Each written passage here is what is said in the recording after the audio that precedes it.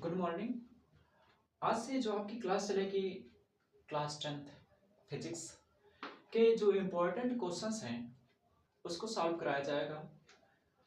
सभी चैप्टर से लगभग 2 से 4 क्वेश्चन, वो भी जो इम्पोर्टेंट टॉपिक है उसी टॉपिक से जो क्वेश्चन आते हैं एग्जामों में उसी को कराया जाएगा। ठीक है, आज से हमारा पहला चैप्टर का पहला क्वेश्चन है। ये एक अवतल दर्पण की फोकस दूरी 10 मीटर है। क्या है? एक अवतल दर्पण की फोकस दूरी 10 मीटर है तो अवतल दर्पण की वक्रता त्रिज्या का मान क्या होगा? क्या पूछा गया है? वक्रता त्रिज्या का मान पूछा गया है। तो जब वक्रता त्रिज्या का मान पूछा गया है तब आपको क्या करना है? आप पढ़े थे ना क्या? अवतल दर्पण। जब आप अवतल दर्पण से फोकस दूरी निकाले थे, तो जो आप अवतल दर्पण के लिए जो आप फोकस दूरी निकाले थे तो क्या निकला था? फोकस दूरी, जो फोकस दूरी है उसकी त्रिज्या का आधा होता है। क्या होता है? उसकी त्रिज्या का आधा होता है। तो यहां पर हमारा फार्मूला क्या बन करके आया था? फार्मूला बन करके आया था फोकस दूरी। फोकस दूरी फोकस दूरी बराबर वक्रता की त्रिज्या,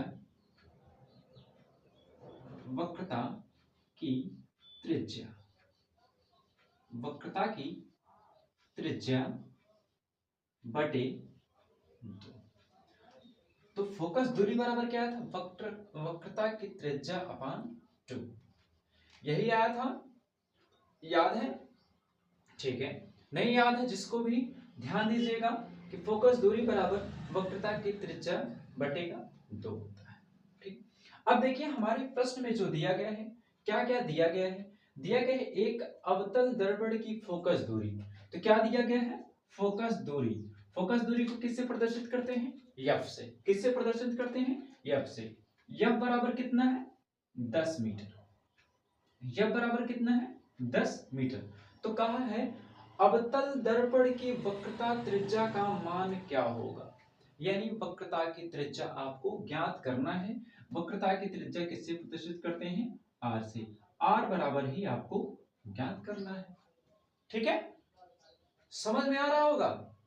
अगर कहीं पर भी किसी को कोई भी समस्या होती है, वो ऑफलाइन वाले हो या फिर ऑनलाइन वाले हो, जहां पर भी आपको समस्या हो वहां पर आप तुरंत बताइए। ठीक है, देखिए जो आपकी फोकस दूरी कितनी है? 10। कितनी है फोकस दूरी? 10। 10 बराबर कितना है? वक्रता की त्रिज्या कितनी है? पता ही नहीं, तो इसी को तो ज्ञात करना है ना, इसी को ज्ञात करना है। तो बटेगा कितना? 2। और आप अच्छी तरह से जानते हैं कि ये इसको किस प्रकार से हल करना है। जब दी गई संख्याएं बराबर में हो, बराबर का मान ज्ञात करना होता है, तो दोनों पक्ष का बटे कर देते हैं। ये हो गया आपका बटे 1। क्या हो गया? बटे 1। क्योंकि किसी भी संख्या का आप बटे 1 कर सकते हैं। क्यों? क्योंकि किसी भी संख्या में 1 से गुणा या भाग करने पर कोई फर्क नहीं पड़ता है। स्वयं वही संख्या आती है जिस संख्या में 1 से गुणा या आप भाग करते हैं। ठीक है, तो देखिए यहां पर 8 से जब आप गुणा करेंगे तो ये अपना हो जाएगा 10 दूनी 20 बराबर आर के। बराबर किसके? आर के। तो आर बराबर हमारा कितना हो गया? 20।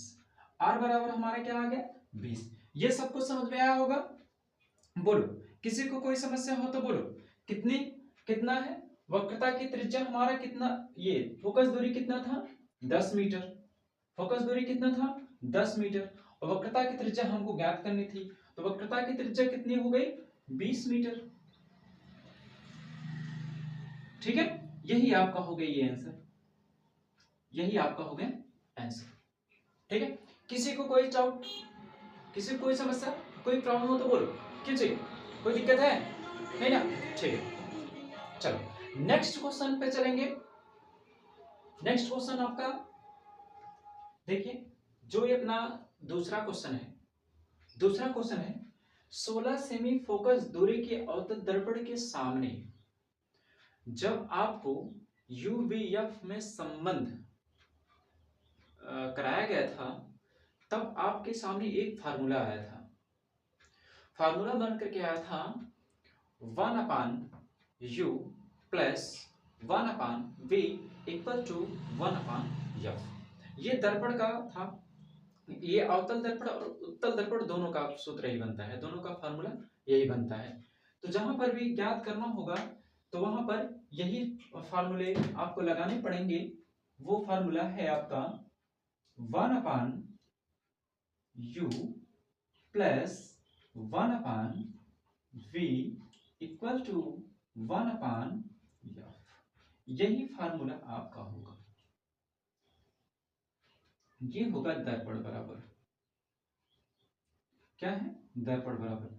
संभावित आपको याद होगा कि दर्पण बराबर क्या है, फार्मूला आपका 1/u plus 1/v plus 1/f।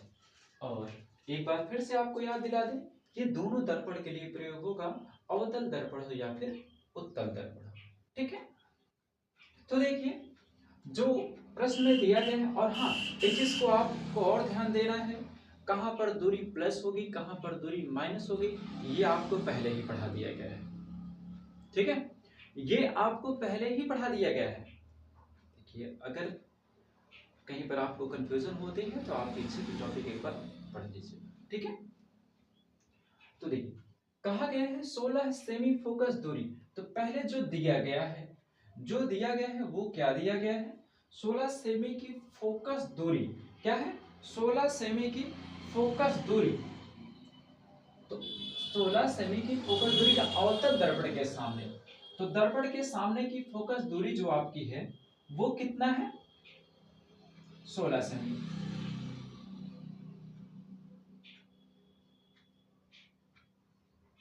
दर्पण की फोकस दूरी,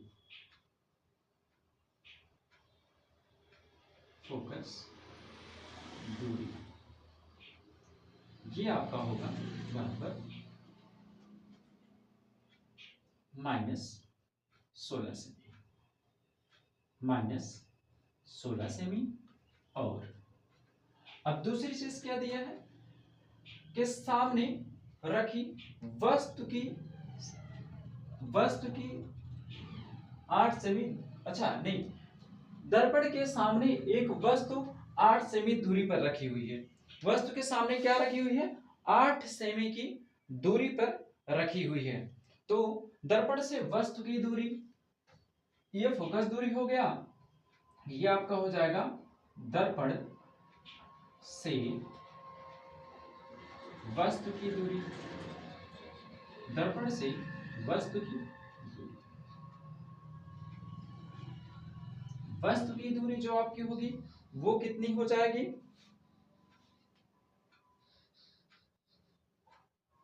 कितनी होगी, देखो देखो कितनी है, 8 सेमी। प्रश्न में है, कम से कम इतना तो लिख सकते हो ना। हाँ कितना है, 8 सेमी। तो ये भी आपका होगा -8 सेमी। क्या होगा, 8 सेमी।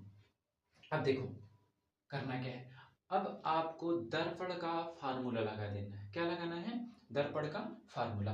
आप अभी देखे हैं कि दर्पण का फार्मूला क्या आपको बताया गया है, दर्पण का फार्मूला क्या था, बोलो बोलो। ये दोनों दर्पणों के लिए है ना, जो आपके सामने मिरर का फार्मूला लिखा हुआ है, ये तो दोनों के लिए होगा ना।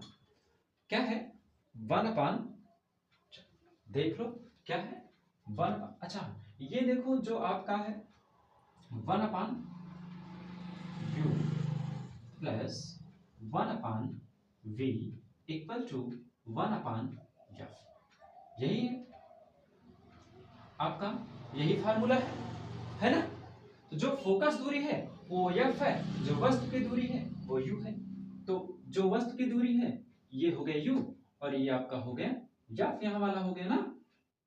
तो ठीक है, अब इस पर रख दीजिए 1/, माइनस का कितना है 16, माइनस का 16 प्लस 1/, माइनस का नहीं v तो नहीं दिया है, v को ही ज्ञात करना है, फोकस दूरी ज्ञात करना है ना। थोड़ा सा u बराबर आपका -8 है, u बराबर -8, 1/v, फोकस दूरी कितनी है 1/-16, यही है आपका। देखिए तो ये होगा आपका, कितना हो जाएगा 1 - 8 माइनस 1/, इधर आएगा तो क्या हो जाएगा 16 इक्वल टू 1/v। तो जब इसका आप तोड़ेंगे तो ये हो जाएगा 1/v इक्वल टू 1/8 माइनस 1/16। यहां पर क्या होगा जब आप करेंगे तो 1/v इक्वल टू 16 2 माइनस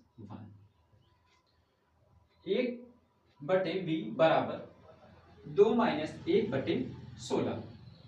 तो यहां पर आपका हो जाएगा 1/16, 1 कितना हो गया 16, 1v बराबर कितना आ गया 1/16। अब त्रिक गुणा कर देंगे तो आपका आ जाएगा v बराबर 16 सेमी। क्या हो जाएगा v बराबर 16 सेमी, यही होगा आपका आंसर इसमें। ठीक है, जिस किसी को भी कहीं पर भी कोई भी समस्या होगी तो बताना, ठीक है, कोई समस्या नहीं ना किसी को। चलिए देखिए नेक्स्ट क्वेश्चन, नोट कर लो, नोट करो, उसके बाद नेक्स्ट क्वेश्चन करवाते हैं। नोट हो गया?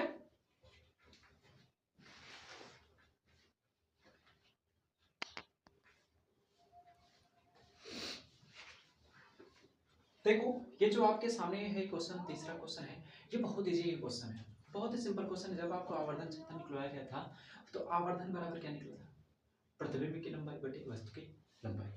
प्रतिबिंब की लंबाई बटे किसकी, वस्तु की लंबाई।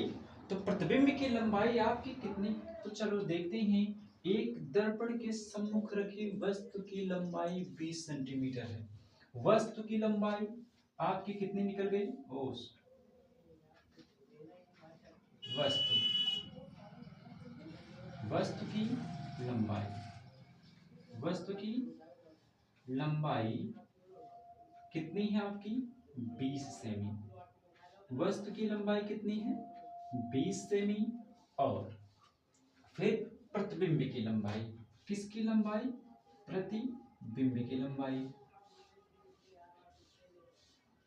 प्रतिबिंब की लंबाई, प्रतिबिंब की लंबाई आपकी जो है वह है 10 सेमी। प्रतिबिंब की लंबाई आपकी कितनी 10 सेमी। और अभी ही आपको जो बताया गया था आवर्धन क्षेत्र, जो आवर्धन निकालने के लिए आपको फॉर्मूला कराया गया था वह क्या था, आवर्धन। अभी मैंने बताया, अभी जस्ट मैंने आप लोग को बताया ना कि क्या होता है प्रतिबिंब की लंबाई बटे वस्तु की लंबाई। जो आपका रेखीय आवर्धन है, देखिए रेखीय आवर्धन, रेखीय आवर्धन बराबर क्या, रेखीय आवर्धन बराबर क्या, वस्तु की लंबाई प्रतिबिंब की लंबाई, प्रतिबिंब की लंबाई बटे वस्तु की लंबाई, वस्तु की लंबाई। बोलो किसी को कोई समस्या इसमें। रेखीय आवर्धन बराबर क्या होता है, रेखीय आवर्धन बराबर क्या है, प्रतिबिंब की लंबाई बटे वस्तु की लंबाई। तो बस लग गई सवाल, फार्मूला यदि आपको याद है तो सवाल लग गई। अब इसमें करना है क्या है, प्रतिबिंब की लंबाई आपकी कितनी दी हुई है, प्रतिबिंब की लंबाई है 10 सेमी। प्रतिबिंब की लंबाई कितनी है 10 सेमी और वस्तु की लंबाई कितनी है 20 सेमी। हो गया आपका 10/20। क्या हो गया 10/20, 10/20 ये हो गया। तो आप इसको काट दीजिए, 10 × 10, 10 दूनी 20। ये आपका कितना आ गया, 1/2, ये आपका हो जाएगा बराबर 1/2, ये हो जाएगा इसका आंसर। बोलो, किसी को कोई समस्या हो तो बोलो, नहीं है ना, आगे बढ़े, ठीक है। आगे क्या चले, आज के लिए आज इतना ही रहेगा। इसी से कल जो आपका इसके आगे का होगा क्वेश्चन, आप जो ये 3-4 क्वेश्चन जो भी करवाए गए हैं, 3-4 प्रकार के क्वेश्चन थे, इन सभी क्वेश्चन पे आप एक एक क्वेश्चन लगा करके जरूर रिवीजन कीजिएगा, ठीक है। ये जरूर आप रिवीजन करिएगा। जब आप रिवीजन करेंगे ना, तो आपको ऑटोमेटिक एग्जाम में बैठेंगे तुरंत ये सवाल लग जाएगी आराम से, क्योंकि वो प्रैक्टिस हो जाएगा आपका। और आपके बचे हुए एग्जाम के कुछ ही दिन हैं, इन कुछ ही दिन को आप आसानी से तैयारी कर सकते हैं, कुछ ही दिन में आप तैयार कर सकते हैं, ठीक है। इसके बाद नेक्स्ट चैप्टर का जो होगा प्रकाश का परावर्तन से, तो इसके बाद का जो क्वेश्चन करवाएंगे वो प्रकाश का परावर्तन से आपका क्वेश्चन होगा, सभी क्वेश्चन। और हाँ, एक चीज और मैं आप लोग को बता दूं कि जिस किसी भी सब्जेक्ट से आपको समस्या होती है, हिंदी, इंग्लिश, मैथ, साइंस, किसके किसके, हिंदी, इंग्लिश, मैथ, साइंस, यहाँ तक कि सोशल साइंस में भी आपको कोई समस्या होती है तो आप हमको जरूर बताइए, आप हमसे बताइए। और जिस टॉपिक से आपको समस्या होती है उस टॉपिक का नाम हमको बता दीजिए, वो टॉपिक आपको हम आसानी से करवा देंगे, ठीक है। और आपको याद हो जाने की गारंटी हमारी रहेगी, ठीक। आज के लिए इतना ही रहेगा। और इसके बाद कल जो आपका क्लास चलेगा, आज का टाइम तो ओवर हो गया, कल का क्लास चलेगा प्रकाश के आपका अपवर्तन से, ठीक है, ओके।